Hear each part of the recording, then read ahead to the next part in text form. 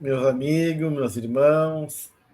É uma alegria estarmos juntos novamente, hoje com a Cláudia, com o Tiago, para continuarmos nosso estudo desse trabalho maravilhoso que a Benfeitora nos deixou, que é sua obra psicológica. Estamos estudando o capítulo 9, hoje iniciamos o capítulo 9 do livro Vida, Desafios e Soluções, que é o volume 8 da série psicológica. Né? Em especial, hoje a gente vai começar a introdução do capítulo, que fala sobre relacionamentos saudáveis, e entrar também no outro item, que é a influência dos mitos na formação da personalidade. Então, é um assunto bastante interessante, né? Até porque isso leva uma frase do Jung, que diz que sem relacionamento não há individuação. Né? A Joana falou da individuação no capítulo 7, da importância dessa caminhada de se tornar uma pessoa inteira, íntegra, né? Madura, na busca da sua conquista espiritual. E o Jung vai dizer que para chegar nessa caminhada, não tem como fazer isso sozinho. Né? A troca, a interação, ou seja, o relacionamento é fundamental para esse processo de individuação. Né? E a Joana vai também colocar aqui, né, da importância das relações sociais, das relações afetivas, e que o isolamento acaba sendo, muitas vezes, um tipo de perturbação, de desajuste emocional. Então, ela está começando a falar sobre isso, e eu queria convidar, então, a Cláudia e o Thiago a gente poder refletir um pouquinho sobre essas questões que a Benfeitora está trazendo. Oi, pessoal. Bom estar com vocês aqui novamente. Sempre bom. Eu fiquei pensando, Gelson, que ela sai do capítulo 8, né? E nos últimos 2 itens, principalmente, ela faz aquele caminho da vontade, né? E do exercício naquele tripé que nós vimos antes, né? Paciência, perseverança e autoconfiança. E depois, no final do capítulo anterior, ela vai expandindo para o mundo, né? Esse autoconhecimento, essa conquista desses valores, né? A partir da conquista da vontade, da ação operante, a partir desses valores internos trabalhados, se expande para o mundo. Ela coloca isso no último. E achei muito interessante que agora ela parece que coagula, então, esse tema. Então, o mundo é isso, né? O relacionamento social, né? Somos animais gregários, precisamos estar em conjunto com o outro, em comunhão, vivenciando experiências com o outro, né? E ela nos fala que é de grande importância para desenvolver os valores que se encontram adormecidos, porque é através dessas relações, dos embates, né, do diálogo com o social, com as pessoas, que nós vamos reconhecendo o que nos falta, né? Nós vamos trabalhando todas essas potências que estão adormecidas, todas essas aptidões que trouxemos ainda inapropriadas ou tendências positivas a serem colocadas em ação. Então, é através desse relacionamento, como você bem trouxe, né, do conceito de individuação. Mas eu já queria trazer, assim, que eu achei bem interessante, que depois desse trabalho interno a gente devolve, e ela aqui reforça no início desse capítulo, né, a importância de realmente estarmos no coletivo, né, em ação, interagindo com esse coletivo, com todo o nosso coletivo, né, nós somos um coletivo, e com o coletivo, né, do social, muito importante, né? E só para complementar, ela diz: na convivência com o próximo, o ser humano lima as arestas interiores e se ajusta ao grupo. Então, é exatamente isso que acabamos de falar, né? Desse desenvolvimento nosso, né? De limar tudo, ficar mais redondo, né? Nossa caminhada também. Olá, amigas. Bom estar aqui de novo. Eu vou puxar esse fiozinho do capítulo anterior, porque de fato ele costura várias ideias e conceitos sobre como nos fazermos presentes na vida e como darmos um sentido mais profundo para a nossa vontade e para o nosso estar na relação com os outros. Então, é como se Joana preparasse o terreno sobre o qual a alma busca florescer para os relacionamentos. E percebam, não é relacionamento, no capítulo é relações saudáveis. Então, ela já direciona para como qualificar a relação em relação a este lugar do nosso pertencimento. Já é dito por muitos estudiosos, nós precisamos uns dos outros neste lugar formativo, né, da nossa personalidade, da nossa estruturação psicológica. Por meio do outro é que eu modulo quem eu sou, é como eu construo uma noção do meu desejo, é como eu referenciando a construção dos meus próprios valores. Então, é indissociável a ideia de individuação e de alcance psicológico no campo da alma. Isso se faz imprescindível a presença desse outro. As imagens representativas de Jesus, para além das paisagens magníficas da Palestina, da sua época, traz sempre uma representação de uma alma iluminada em movimento e em contato com o outro, né? É representativo essa ideia de Jesus sempre em contato, ele sempre na relação, quase o self luminoso, a alma realizada, buscando cativar aqueles egos frágeis, aquelas almas ainda perdidas, por um caminho de reencontro consigo mesmas a partir da palavra, da orientação e do cuidado.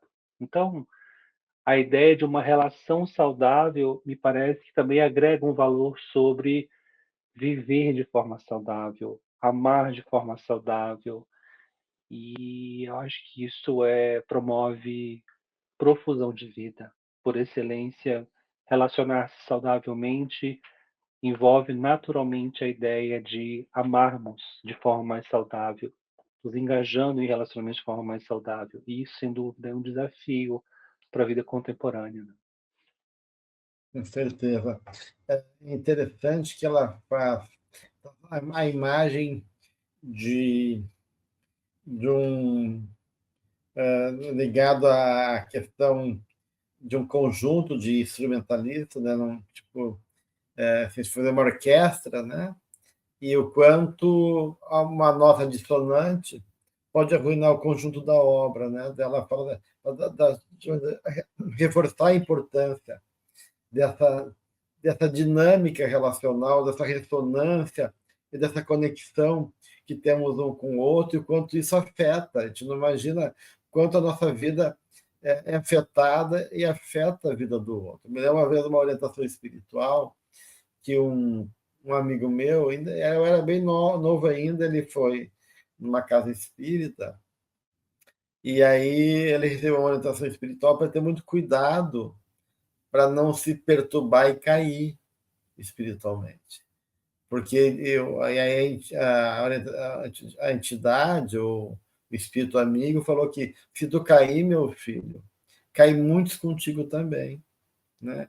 E quando ele me colocou aquilo, né, relatou aquela experiência dele, que aquilo me tocou muito. Puxa, como a gente está interligado mesmo, né? Como a gente é motivado pelo outro, que nos sustenta. A gente vê um Divaldo aí como uma força vigorosa, né? Que nos estimula, que com seu exemplo é algo que nos motiva a prosseguir, né? Então, mas ao mesmo tempo o contrário também é verdadeiro, né? Às vezes, a nossa displicência, nosso descuido, nosso jogo de interesse acaba seduzindo e empurrando outras pessoas para a queda também. Então, é bem importante, bem sério essa questão que Joana está trazendo aqui.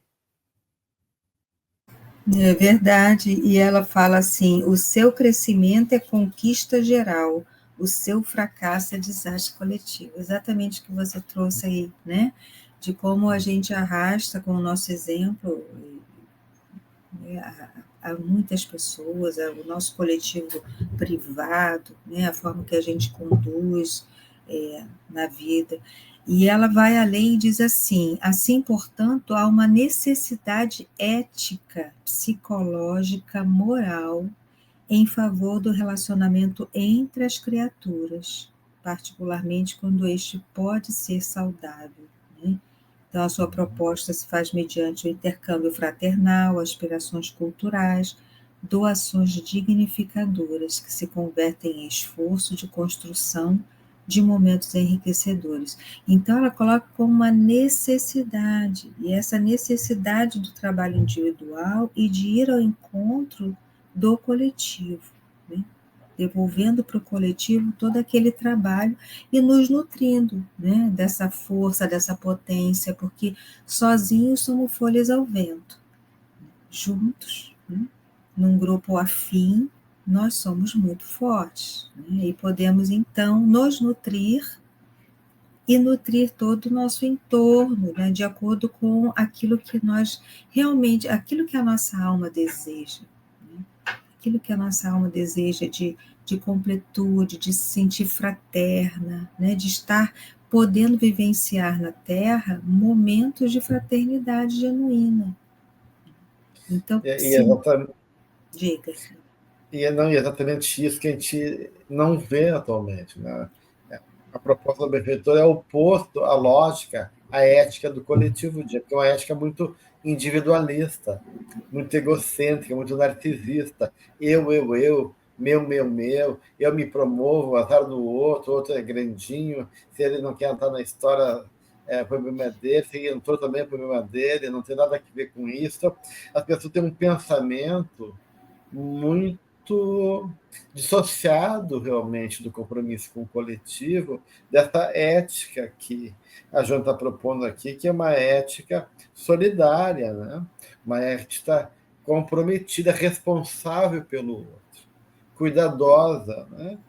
E não a ética que a gente vive hoje em dia, que é uma ética muito centrada no individualismo.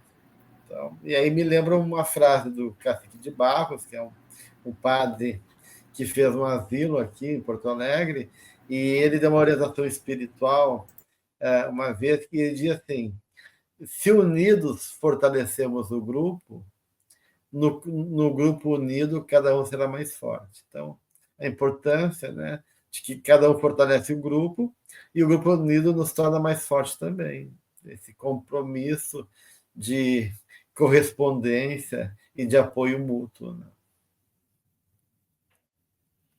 Eu gostei dessa ideia da construção de uma necessidade, como ela colocou, né? Como Cláudia já nos comentou, uma necessidade ética, psicológica e moral que torna esse movimento coletivo imbuído de dimensões virtuosas para a saúde coletiva. Então, a própria definição da Organização Mundial da Saúde, né, na estratificação sobre saúde, ela traz uma dimensão de saúde relacional e de saúde social como componentes para a integralidade do conceito de saúde. Existe uma dimensão ontológica de definição do que é esse ente humano na filosofia que eu gosto muito e que se casa muito bem com a ética espírita cristã. A ideia de que a ética é inseparável da figura do sujeito que é racional, sensível, voluntário, livre e responsável. A ideia de promoção que o outro tem espaço para ser racional, exercer sua vontade, sua liberdade, a sua responsabilidade e tratá-lo como humano e não como coisa. Se pensarmos hoje a maneira como se coisifica o humano, a gente percebe então que essa ética, que é inseparável dessas características, que essa proposta filosófica spinoziana, né, ela nos mostra que é uma grande relevância do resgate de uma condição humana que precisa ser cuidada, protegida, né, tanto no campo individual como coletivo. Joana não trata diretamente de um ponto aqui no texto, mas parece que é muito sensível para nós. Quando nós resgatamos, por exemplo, as palavras do espírito Aragô na Gênese, ele comenta sobre a efervescência dos tempos de transformação, e que se nós humanos pudéssemos ver as representações, as conexões entre nós, os fios invisíveis, né, as correntes fluídicas que nos interconectam, nós compreenderíamos o que são esses movimentos coletivos que acontecem tanto no campo físico como no campo espiritual. Então, esse movimento que nós psiquicamente parecemos, né, conectados e que mobilizam coletividades ao curso da história, nos revela que isso pode ter tanto um movimento que é positivo quanto negativo. Então, isso pode levar a grandes quedas e ruínas civilizatórias, como já aconteceram, mas também que na confluência dessa necessidade, dessa urgência ética, psicológica e moral, pode construir bases novas para uma sociedade em que a gente, de fato, compreenda as verdades mais clarificadas do Evangelho, constituindo, né, o tecido social e as relações. Então, Joana parece muito, muito esclarecida, muito, né, muito lúcida em relação às necessidades de como o indivíduo se interconecta com o coletivo e como que as coletividades precisam buscar caminhos comuns para que possam sobreviver no curso da história. E eu achei bem interessante que você trouxe, Tiago, quando você fala dessa conexão e desses grupos, né, tanto de uma forma favorável, que é o que nós já vimos falando, quanto num grupo que se conecta de uma forma com uma ética desfavorável. Né? E hoje nós vemos muito como os jovens estão se agrupando, né, com uma distorção ética, moral, conceitual, desrespeitosa, né? Vemos aí nas várias informações que temos. Então, como é realmente um mundo um momento que se apresenta ainda bastante conflituoso, né? Onde cada vez mais, e aí eu me lembro, né, cada vez mais a gente precisa olhar para a responsabilidade que cada um tem nesse caminho de continência desse lugar, observação desse lugar, desses grupos completamente distoantes, né, de uma ética, né, de um conceito respeitoso, principalmente as mulheres, e olhar para isso, observar, cuidar, né, e crescer também uma força, porque as forças elas vão trabalhando em si, né, para que a gente possa despotencializar esse lugar e realmente trazer para esse mundo que está vindo a ser um lugar de maior, um lugar mais favorável, né, de habitação, que é o que a Joana vem trabalhando conosco. Né? E ela coloca daí, né, Cláudia, a importância do trabalho da nossa vibração, né? Porque se o comportamento é a resposta do que a gente conquistou, essa resposta inicia internamente, na mente, né? Então ela fala que temos relacionamentos, eles vão refletir os padrões vibratórios de cada um, pela simpatia, pela sintonia, pela atitude que vai influenciar o outro de maneira simpática, antipática, favorável, desfavorável.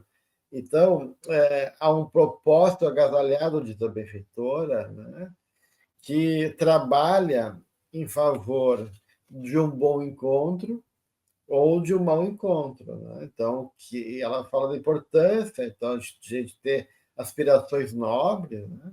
Teores elevados de pensamento, para que nossos relacionamentos também expressam e compõem a partir desse lugar. Então, tu vê que o relacionamento, de uma certa maneira, nos responsabiliza e implica no trabalho conosco mesmo. Achei interessante essa dupla, desse diálogo com o outro, que está olhando para a gente também, a todo momento. Eu vou me permitir compartilhar com vocês uma experiência de talvez uns 20 8 anos atrás, eu não era espírita ainda. E lembro que eu ainda cursava, fazia medicina veterinária aqui na Universidade de Brasília, antes de virar psicólogo. E lembro que eu era muito envolvido em movimentos sociais. E me recordo que eu sempre me vi como uma pessoa pacífica, mas me recordo participando uma vez de uma manifestação, eu comecei a sentir um tensionamento, uma espécie de uma animosidade. E era algo tão intenso que eu me percebi apenas repetindo o que as pessoas estavam dizendo nos cânticos, quase numa espécie de uma dança, né, psíquica comum em torno de certas ideias. Eu narro isso porque, um dado momento, eu lembro que eu estou contando isso para vocês como um exemplo para a gente entender da gravidade de como que nós, individual, muitas vezes nos comprometemos em situações coletivas e que são muito sérias. E eu lembro que contra o movimento veio a cavalaria da Polícia Militar. E eu, na hora, vendo as pessoas no chão catando mangas, né, uma época de muita manga aqui em Brasília, em dezembro, eu peguei uma manga verde no chão também, com o intuito de jogar. E nessa hora, até me assustei, eu ouvi uma voz me dizendo: não faça isso, largue agora essa manga. E eu, assustado, larguei. E o rapaz do meu lado lançou. No momento que ele lançou, eu vi que tinha um policial civil à paisana e prendeu o rapaz. E eu pensei, ia ser eu. Esse primeiro bloco desse capítulo, ela está destacando a emergência desse lugar da necessidade de nós construirmos, né, de vivermos relações muito saudáveis. Isso é muito importante para nós espiritualmente, até como um sentido de vida, né? E isso nos leva a pensar de uma forma diferente, isso nos faz a buscar formas novas de sentir experiências, de ter experiências emocionais, né, em dimensões mais profundas, e isso, sem dúvida, agrega valor à experiência coletiva. De alguma forma, isso está descrito, por exemplo, na obra, aquele livro Paulo Estevão, de Emmanuel, há um momento em que Emmanuel relata que era comum a experiência na Casa do Caminho, da comunidade que participava das atividades terem um momento de partilha sobre suas vidas, quase uma espécie de uma catarse sobre os dramas vividos, e havia algo muito terapêutico ali. As pessoas eram acolhidas, eram ouvidas, eram estimuladas. Então, é interessante esse lugar da onde nós podemos pensar numa coletividade que, de fato, se inspira num movimento de saúde, de proteção, de cuidado e autocuidado, né? Isso é muito importante. Eu acho que a gente já pode entrar no segundo item, né? Que é justamente essa questão da coletividade enquanto essa memória, né? Essa ancestralidade da caminhada que vai construindo ao longo da nossa evolução, que, diz Joana, né? Fica presente no nosso inconsciente, os painéis do inconsciente, trazendo, né? Aspectos básicos que justamente as relações e no mover da vida vão se desabrochando. E ela fala então dos mitos que estão na base, né, da formação desses painéis inconscientes mais coletivos, né? E aí lembra a proposta do Jung, no livro Símbolo da Transformação, que ele fala de dois tipos de pensamento, né? O pensamento dirigido e o pensamento metafórico, né? Ou simbólico. Né? Então, o que o pensamento dirigido é o pensamento mais da consciência, né? Que se dá por meio da linguagem, e de uma maneira movimenta esse processo que é muito do ego, que tem de ser uma proposta mais lógica, de se adaptar à realidade do mundo, né? E poder tentar entender a realidade de maneira objetiva. E esse pensamento metafórico é aquele que trabalha de maneira inconsciente, né? ou a serviço do inconsciente. É mais espontâneo, né? E realmente revela conteúdos herdados, que são os arquétipos. Então, existem dois tipos de pensamento, né? E aí a Joana está introduzindo exatamente o quanto esses mitos influenciam na construção da personalidade. E ela vai falar uma série de questões dos mitos, algumas positivas e algumas negativas em relação à ideia de mito. Então, só queria, para mim, distinguir, não sei se vocês entenderam assim, né, no texto que ela apresenta aqui, mas para mim tem 3 dimensões de mito que sutilmente permeia aqui o trabalho da mensageira, da benfeitora, né? A ideia de mito como fantasia infantil, essa fantasia mais arcaica, da qual a mente não se desprendeu, e usa dessa fantasia arcaica de maneira pouco elaborada, por impressões emocionais que ficam e que, de uma certa maneira, independe das condições sociais, econômicas, mas que fala ainda de certos padrões de funcionamento atávicos e primários que ainda habitam dentro de nós. Mito como símbolo, né, como essa linguagem simbólica, criativa e imagética da imagem, né, que remontam nessa organização arquetípica para explicar a realidade psicológica, sociais e cosmológica, de como o mundo foi criado, porque os mitos são histórias primordiais, extraordinárias, com seres sobrenaturais, deuses, então, que revelam esses padrões arquetípicos, né? E tem uma dimensão também espiritual por trás disso. E a terceira dimensão de mito que eu vejo aqui, que não é tão presente, mas dá para perceber também, a ideia de mito como o meu mito.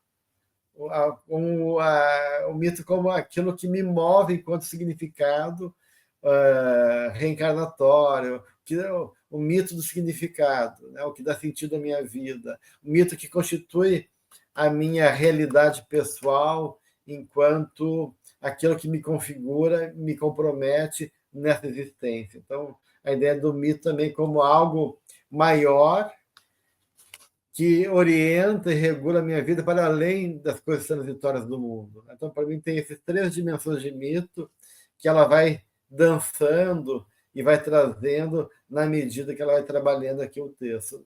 Essa é a impressão que me ficou, não sei se ficou para vocês também essa impressão. Tão elaboradinha assim. É você, né? Como você elaborou. Mas, de fato, ela toca aqui, né? Inicialmente nesse mito do temor a Deus, essa coisa infantil, né, despreparada, do ego ainda, de enfrentamento dessas fantasias todas, né? Que ele tem do medo de sucumbir, no medo de não dar conta, né? No medo dessa autoridade, né? Onde ele ainda não se reconhece. Ele não reconhece ainda o self como uma autoridade dialógica, ele ainda está nesse lugar de uma autoridade destrutiva, né? Assim como no início, né? O Deus punitivo. Então, ela coloca inicialmente esse mito dessa maneira aqui, do temor a Deus, né? E aí vamos vendo também, nesse paralelo, a gente vai buscando movimentos de algumas pessoas onde se colocam ainda nesse lugar, né, desse Deus punitivo, desse Deus intolerante, né, que não é um Deus de amor, um Deus de compreensão, onde ainda a intolerância está muito forte. E aí, por conta disso, vemos algumas situações desastrosas, né, e já falávamos há pouco da coletividade, e aí vemos situações desastrosas onde um grupo coletivo, pessoas vão se colocando à mercê desse lugar. E cada vez mais esse mito é interessante porque quando Jung trazia os mitos, ele trazia os mitos, como você falou, né, no sentido de simbolizar, né, de ver o que aquele mito estava sendo representado na vida da pessoa, né, que situação estava acontecendo, se era de abandono, insegurança, enfim, incesto, várias coisas, né, se estava num momento regressivo. E só que nesse momento aqui não é um momento de elaboração, né? Esse momento infantil, é um momento onde realmente fica muito unilateralizado, né? E desproporcional, não tem o diálogo. Então, realmente esse lugar aqui é o lugar de manutenção de uma dependência e não de uma libertação, que é o que a Joana prega na série psicológica dela, né, que é criar consciência. Esse aqui é um lugar ainda muito aquém, representado por esse momento bíblico, né, que nós sabemos, né, de um Deus punitivo. Que não, então, esse lugar aqui infantil, ele não busca o desenvolvimento, né, a apropriação de si próprio, o enfrentamento das suas sombras, né. E aí ela diz, só para finalizar, ela diz: sua personalidade experimenta deformação constitutiva e apresenta-se com sinais de morbidez, de acordo com essa fuga, né, de um grupo de autoenfrentamento e de um outro grupo que mantém essa autoridade distorcida, que não é uma autoridade fidedigna, porque ele não está imbuído dele próprio, né? Ele está imbuído de poder e de submissão. Que, de uma certa maneira, o mito, por trabalhar com histórias primordiais, ele nos coloca em contato com essa organização e estruturação das forças arquetípicas, né? Muito grandiosa, ainda mais para aquela época, onde o homem ainda era um serzinho assustado diante da imensidão da vida, do universo, né? Então, de uma certa maneira, o mito tinha uma função de despertar o indivíduo para a experiência do sagrado, do extraordinário, de criar uma certa reverência e um reconhecimento desse mistério que está presente na vida, né? Mas aí que tá, tu pode daí, a partir disso, ficar no medo, né?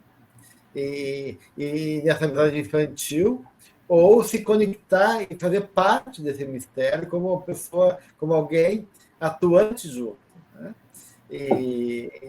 Com parte integrado dessa coisa, desse processo maior que é o sagrado, né? Então, aí, claro, vai dependendo de como esses processos vão acontecendo ao longo do tempo, né? Porque a individuação ela exige superar tanto a consciência coletiva, que é o jogo de interesse da coletividade, a persona, quanto do inconsciente coletivo, que é essa dimensão arquetípica. Não pode se identificar com o arquétipo. Ele atravessa a gente. Eu gosto muito esse momento em que ela traz essa perspectiva, fiquei perguntando por que ela está falando sobre mitos justamente nesse capítulo que trata de relacionamentos, né? Me parece que aqui ela volta a uma dimensão antropológica formativa, psíquica nossa, humana, né? Para nós hoje, racionalmente, ou para alguém que racionalmente possivelmente condena, julga, fala que isso é irracional, que isso não faria sentido, mas nós estamos falando, né, amigos, de um período da etapa da evolução do espírito na condição humana em que estamos numa alma que ela é pré-consciente. Então, ela não trabalha intelectualmente num campo científico. Então, é interessante que o Jung, agora, me falha a memória em qual foi a obra que ele disse isso, mas ele afirma que essa mentalidade primitiva, ela não está inventando um mito. Na verdade, a alma dela está vivenciando essas experiências, né? São representações profundas da própria alma, mas estão sendo, né, lançadas, projetadas para uma realidade com uma forma, né, de tornar suportáveis esses acontecimentos, e isso leva a essa produção das mitologias diversas que estão presentes na historicidade humana. Mas, ao mesmo tempo, Joana não deixa de trazer uma contribuição em seguida, no sentido de como que essas questões passam por transformações no campo, né, das religiosidades já constituídas, e eu gosto muito da expressão o temor a Deus, porque se nós formos pensar psicologicamente, a mensagem de Jesus, ela, ela nos convoca a uma transformação da ideia do temor a Deus para uma ideia de amor ao Pai. Né? Há uma transformação de relação com esse divino. Né? Mas, ao mesmo tempo, ela diz a historicidade humana ainda permanece muito vinculada a essa representação. E quem sabe, né, amigos, muitos de nós mesmos espíritas ainda talvez nos relacionamos com a divindade a partir desse paradigma.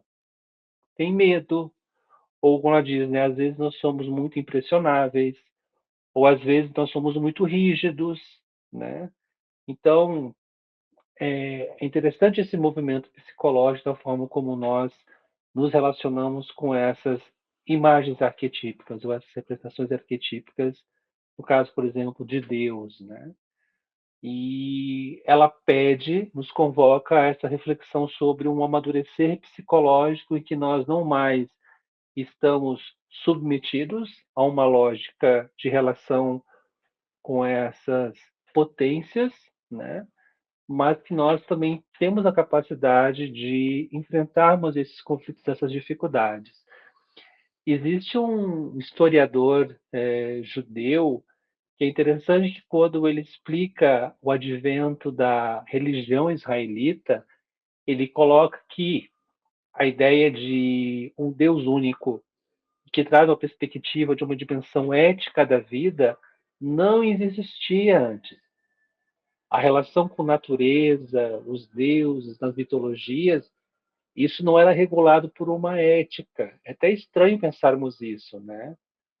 Existia bem e mal, mas não existia uma ideia, né, de consagração de uma ética superior. E essa, segundo esse historiador, é um contributo importante do matriciamento israelita, que vai contribuir para nós também na ideia de um Deus e de uma perspectiva ética perante a vida, de que os nossos atos têm consequências éticas. Então, eu estou puxando essas reflexões históricas, antropológicas, para mostrar que Joana está desenvolvendo essas ideias do texto porque ela quer chegar num lugar em que nós precisamos ser protagonistas e autores da construção da nossa história e que nós precisamos vencer, né, essas representações ou essas imagens que são muito poderosas dentro de nós para que a gente possa construir o nosso mito, a nossa história, construir o nosso destino, né, espiritual. E acho isso muito bonito da parte dela, porque é uma síntese muito bem elaborada, sucinta, mas que revela como é difícil para nós sairmos muitas vezes da posição da forma como nos relacionamos com essas dimensões arquetípicas em nós mesmos, que nos amedrontam, porque elas são muito poderosas, né? Elas são energeticamente muito intensas em certas circunstâncias. Então, que a gente possa, ela diz, né, o indivíduo buscar o seu valor moral, o seu valor cultural, e demitizar-se. Interessante essa expressão, né? Demitizar-se como forma de assumir a sua realidade espiritual, que novamente é uma reafirmação filosófica de um ponto capital da proposta espírita. Nós somos senhores do nosso destino, nós construímos a nossa história e temos que nos responsabilizar por esse caminho. Desculpe ter me estendido tanto. Acho que é isso mesmo. Acho interessante, né, isso tudo, porque realmente a Joana vai colocar em determinado momento, né, da obra dela que o mito é uma tentativa de sair da dimensão biológica da vida. Assim como o instinto organiza biologicamente a vida comportamento animal, os arquétipos organizam coletivamente a vida psíquica. Né?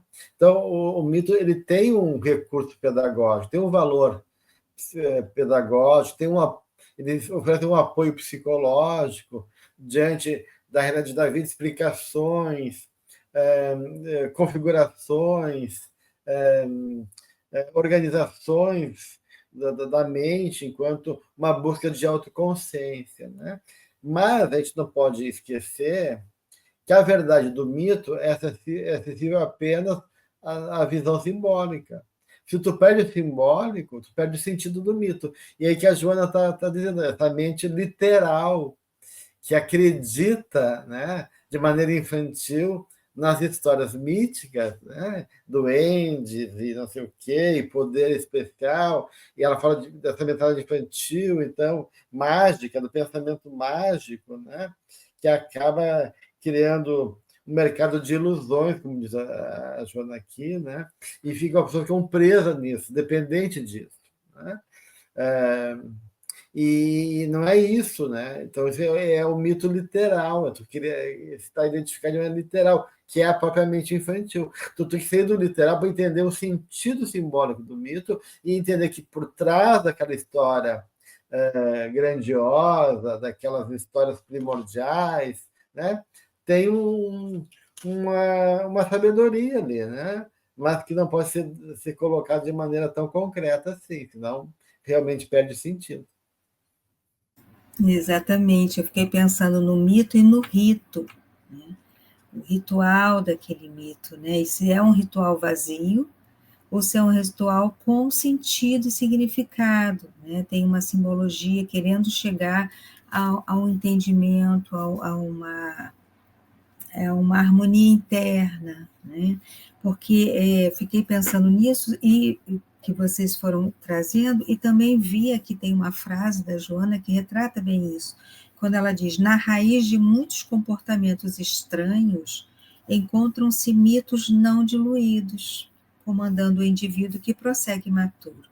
E aí eu fiquei pensando no transtorno obsessivo compulsivo, aquele ritual vazio, né, sem sentido, numa busca de organização, mas o quanto o rito ali é eivado de valor, de sentido, né, da busca de uma criação de consciência, há uma necessidade, mas não tá esvaziado, né? E me veio também a lembrança um mito que você contou, Gelson, em algum momento, sobre a fertilização da terra e que os povos originários ficavam em volta, os homens, né, naquele momento de fertilização, dançando em volta, fazendo um buraco na terra para que a terra fosse fertilizada, para que a agricultura pudesse florescer, né, e é um ritual sem as mulheres, me veio isso agora. Então, diferença de ritos, né, um ritual vazio, né, do transtorno obsessivo compulsivo, e um ritual cheio de sentido e significado, né?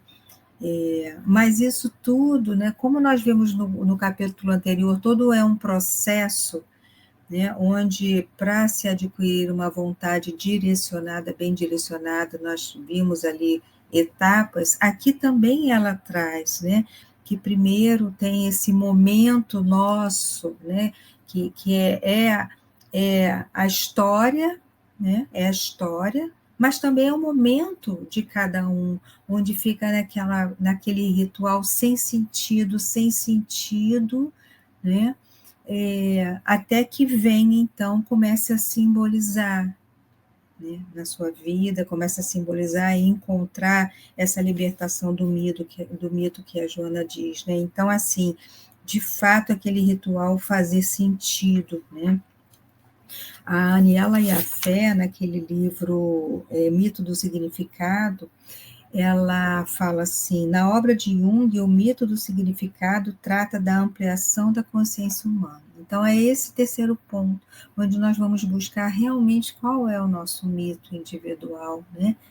Que sentido é esse para a nossa vida? E ela diz assim, o sentido da vida é a experiência da totalidade. Então, cada vez mais que a gente encontre, que vivencie esses pequenos momentos de simbolizar, né, de trazer, sair do concreto, do literal e ficar na simbolização, o que isso significa, né? Buscando libertar esse ritual, transformar esse ritual vazio em algo com sentido, nós vamos encontrando, nos apropriando desse sentido que ela nos traz para Jung. né? Que é ir nos experimentando essa totalidade. Gosto de pensarmos esse ponto que vocês estão trazendo, que é também transformar, né, os mitos em uma ferramenta terapêutica. Nós sabemos que hoje existem caminhos, né, em certas propostas especializadas, em particular na psicologia junguiana, porque os mitos, de alguma forma, estão falando sobre a problemática psicológica humana.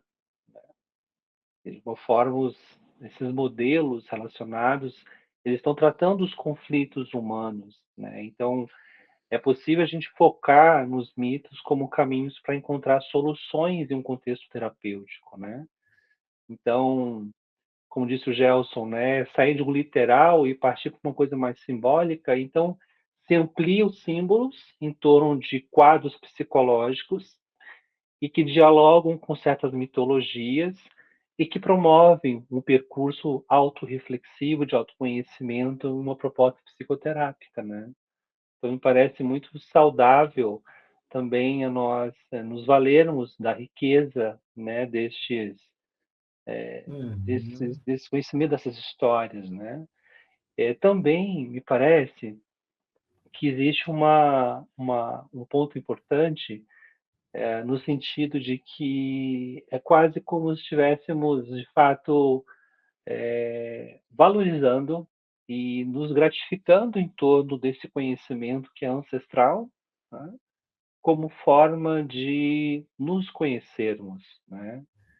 Então, a ideia de uma proposta ou de uma ferramenta terapêutica por meio da mitologia, ela pode nos ajudar a explorar os nossos sonhos, os nossos conteúdos e encontrarmos aquilo que Joana tem destacado, inclusive nos estudos dessa obra que estamos fazendo, que é encontrar sentido e significado para a vida.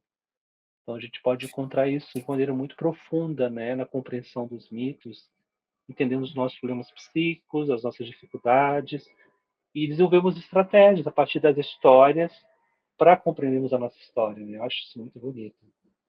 Então, tu vê que o problema não é o mito, mas a pessoa que vive o mito, né? Ou seja, se ela vai viver de maneira infantil, né? Ou ele vai tirar dali algum significado proveitoso, porque justamente, né? A mitologia, né? O mito faz parte das raízes psicológicas, né? E realmente são as matrizes desencadeadoras do comportamento humano. Então, ali tem elementos realmente muito ricos, né? Mas a nossa mente infantil fica mergulhada nesse coisa mística e preso ou distorcendo mais ainda, ou usando isso de uma maneira desfavorável.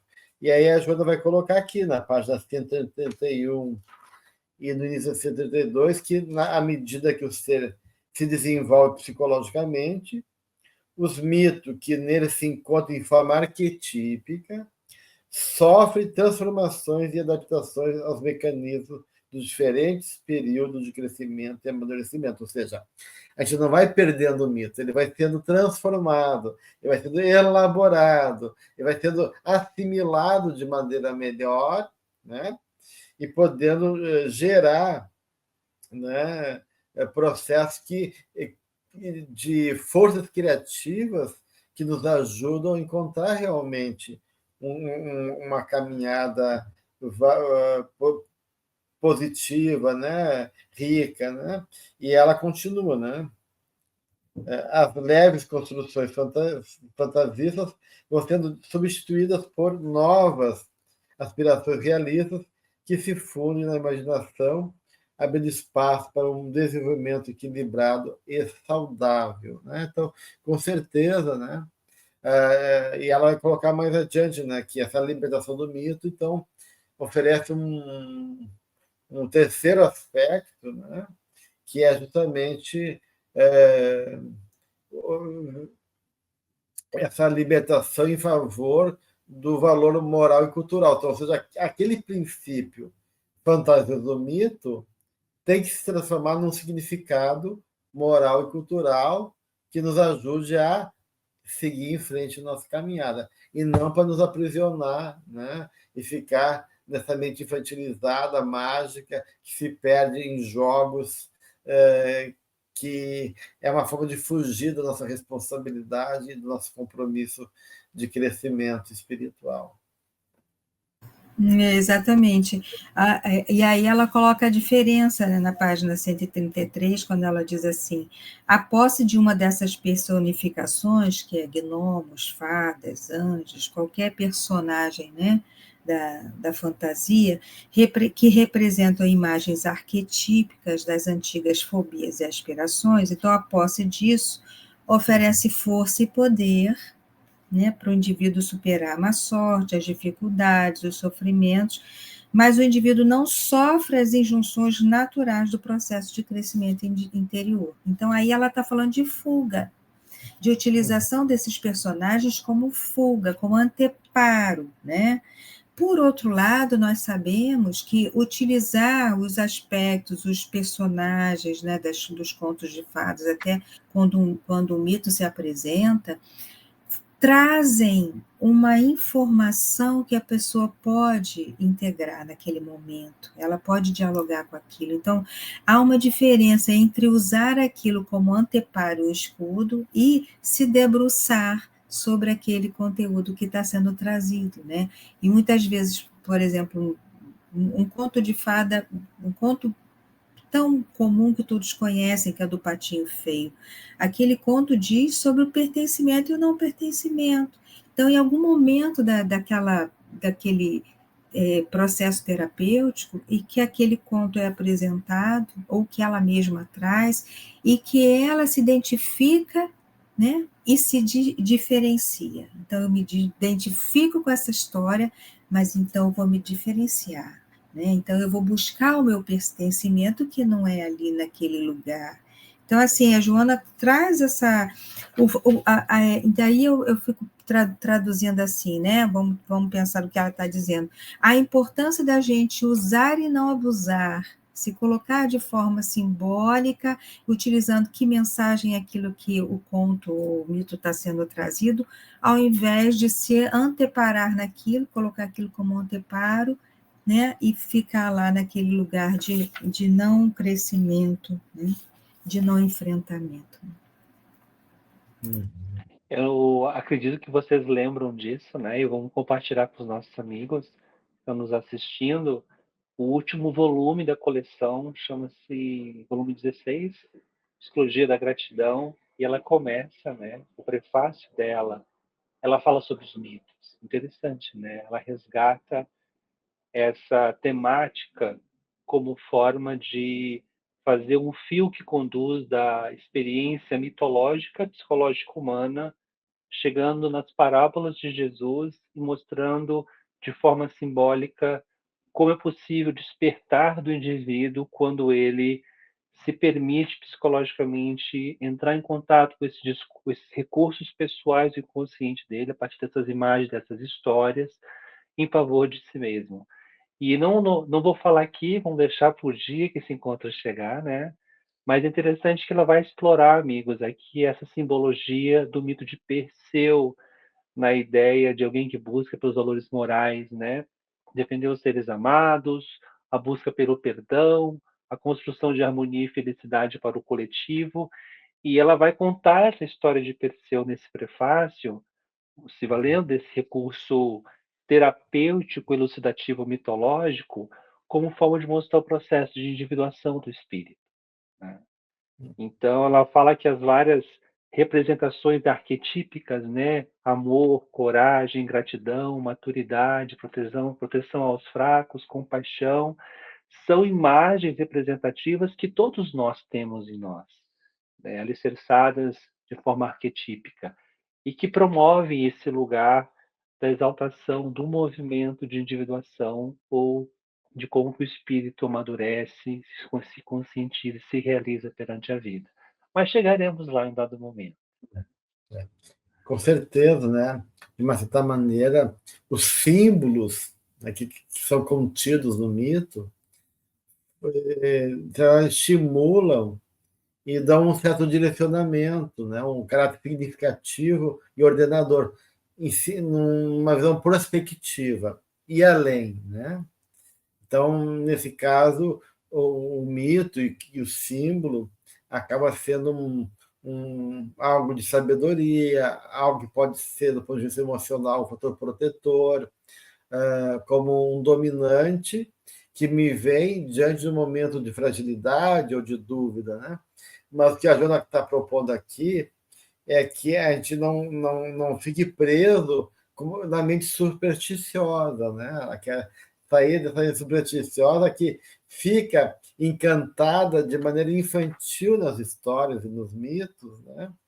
E perde a capacidade de discriminar, de usar a racionalidade, de poder, né, é, se movimentar com nossos próprios pés ao encontro dessa caminhada realmente profunda e proveitosa do ponto de vista dos exercícios que a gente tem que realizar aqui, como construção de consciência, de decisão, de responsabilidade e assim por diante. Né? Então, é essa questão que ela está colocando aqui nesse item. Então, e realmente, depois a gente vai ver que em vários momentos da obra dela, ela vai retomar, né, esse tema do mitos de outras perspectivas. Né? Então, dessa aqui, a foco maior é realmente sair desse estado infantil e não deixar que a nossa mente fique mistificada, né? Digamos assim, não mitificada, mistificada por fantasias que sejam empobrecedoras da alma, né? Mas, em outros momentos, ela vai dar outras ênfases em relação a esse tema. Muito bem, gente. Então, eu agradeço ao Tiago, à Cláudia, por mais esse momento que estamos juntos aqui, tendo esse privilégio, junto à Maçã do Caminho, de poder se ocupar da obra da benfeitora e convidar todos, né, para continuar nos acompanhando, né, no próximo encontro, que é a continuação do capítulo 9, com itens e conceitos incorretos e perturbadores. Tá bom? Então, nossa alegria, nossa gratidão a Jesus, a Joana e a todos vocês que estão conosco nessa empreitada. E até o próximo encontro.